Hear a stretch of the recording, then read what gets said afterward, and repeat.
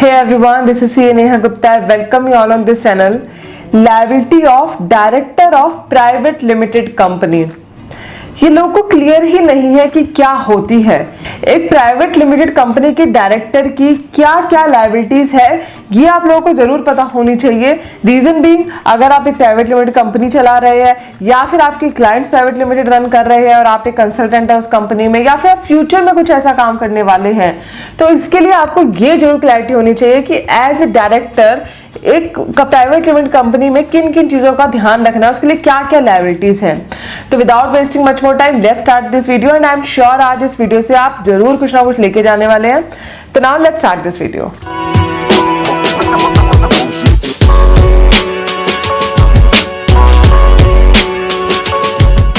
Video में आगे बढ़ने से पहले छोटी सी रिक्वेस्ट है, प्लीज चैनल को सब्सक्राइब कर दे जिससे कि आपको नोटिफिकेशन मिलते रहे, हमें मोटिवेशन मिलता रहे और काम करने का। एक प्राइवेट लिमिटेड कंपनी के मेंबर्स की लायबिलिटी बस उनके शेयर कैपिटल तक ही लिमिटेड है।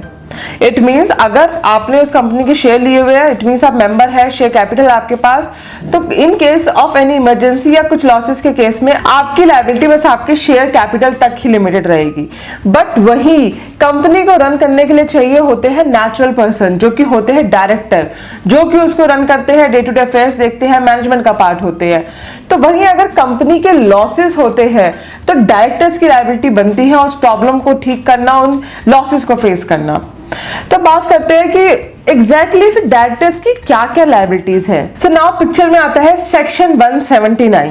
Section 179 of income tax act 1961 बिल्कुल क्लियरली बता रहा है कि एक प्राइवेट लिमिटेड कंपनी के डायरेक्टर की क्या क्या लायबिलिटीज है। सो अगर एक प्राइवेट लिमिटेड कंपनी में एक डायरेक्टर था उस फाइनेंशियल ईयर में जहां पर टैक्स लायबिलिटी थी कंपनी की और कंपनी ने क्लियर नहीं करा उन लायबिलिटी को, तो डायरेक्टर की रिस्पॉन्सिबिलिटी बन जाएगा उन लायबिलिटीज को क्लियर करना। बट वहीं अगर डायरेक्टर ये प्रूव कर देता है कि ये उसकी वजह से नहीं हुआ, उसकी मिसलीडिंग की या उसके नेग्लिजेंस की वजह से नहीं हुई ये प्रॉब्लम, या ये टैक्स लायबिलिटी नहीं अराइज हुई, तो उस डायरेक्टर को कुछ नहीं करना होगा। एक बार हम इसे ग्लिम्स भी समझ लेते हैं कि एग्जैक्टली सेक्शन 179 क्या कह रहा है।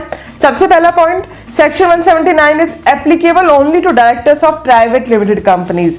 Second point, every director is jointly and severally liable for tax of previous year during which they were directors. Third point, directors are liable to pay tax only if recovery of tax is not possible from the company.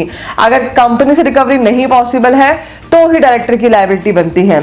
अब ऐसे ही कुछ हुआ recent case law में। Case law का नाम था Rajendra R Singh versus assistant commissioner of income tax. अब केस लॉ क्या कहता है ये समझते हैं। इस केस लॉ के अकॉर्डिंग एओ ने नोटिस सर्व किया कंपनी के डायरेक्टर को, बिकॉज कंपनी की कुछ लायबिलिटीज थी जो बहुत टाइम से पेंडिंग थी, कुछ डिमांड थी ऐसी। एंड उसके बाद जब सेटिस्फैक्टरी रिप्लाई एओ को नहीं मिला तो उन्होंने ऑर्डर पास कर दिया एज पर सेक्शन 179 और सारी डिमांड रेज कर दी गई डायरेक्टर के ऊपर। बट सेक्शन 179 की प्रोविजन ये कहते हैं कि अगर कंपनी नहीं पे कर पा रही है तो ही डायरेक्टर की लायबिलिटी है। और ऐसे सिचुएशन में, यानी कि इस पर्टिकुलर केस लॉ में कंपनी को पे करने की लायबिलिटी थी बट कंपनी ने पे नहीं किया, तो इस वजह से डायरेक्टर पे नहीं लग सकती थी। और हाई कोर्ट ने इसी चीज को असेस किया कि कंपनी पे कर सकती है तो पहले कंपनी इस चीज को पे करेगी। इस चीज को चेक किया जाएगा कि recovery of tax amount company से पॉसिबल है भी या नहीं भी। सो इस केस में कंपनी से पॉसिबिलिटी थी एंड इसी वजह से डायरेक्टर्स के ऊपर कोई भी डिमांड नहीं रेज होगी। आई होप आपको क्लियर हो गया होगा कि सेक्शन 179 के अकॉर्डिंग क्या लायबिलिटी होती है एक प्राइवेट लिमिटेड कंपनी के डायरेक्टर की। सो अच्छा लगा तो do let me know in the comments and channel को सब्सक्राइब करना ना भूलें। मिलते हैं नेक्स्ट वीडियो में। Till then bye bye.